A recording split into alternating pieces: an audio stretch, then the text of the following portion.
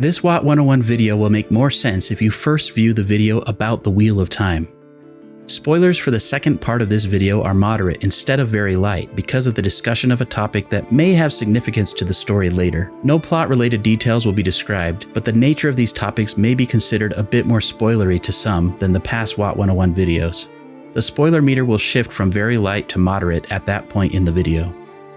If each spoke of the Wheel of Time represents an age of time passing, the great pattern that is woven by the wheel is the literal reality of those ages. According to the Eye of the World glossary, the Wheel of Time weaves the patterns of the ages into the great pattern, which is the whole of existence and reality, past, present, and future. Think of the Wheel of Time as a cosmic scale loom that weaves a universe-sized tapestry, following pre-programmed blueprints or a pattern using trillions of individual threads. The threads in the pattern are the lives of individuals, every object and creature in existence, and the events that transpire throughout the ages. This pattern that is spun out by the Wheel of Time is reality itself and is called the Great Pattern, the Age Lace, or the Lace of Ages.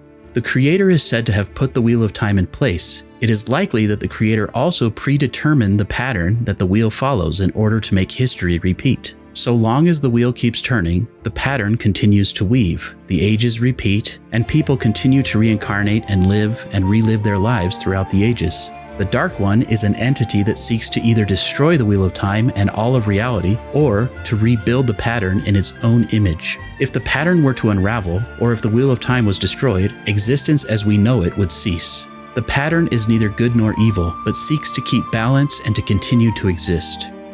You may be wondering, if the whole of existence is predetermined by the Wheel of Time, or possibly by the Creator, do people within the world have freedom to choose? Is there true free will and agency within the world of the Wheel of Time? The answer to this question is, it's complicated. The glossary also says, the pattern of an age is slightly different each time an age comes, and each time it is subject to greater change, but each time it is the same age. This implies that within the mechanism of the wheel and the pattern, there is room for change and growth. When asked if the pattern is exactly the same each time an age rolls around, Robert Jordan said, "When seen from a distance, each third age, to make it easy to track, has exactly the same pattern as the previous third age. However, when seen up close, there are differences. Threads are different nations exist, geography is different personalities rise to prominence. These changes, while minute in the grand scale of the pattern, affect the pattern enough so that while two iterations of an age are almost the same, the first third age may be wildly different from the 100th third age." So, the pattern of an age does account for variation and change, even allowing some free will and agency, but not to an extreme amount. Because of this, sometimes things do not go according to plan, and course correction is required.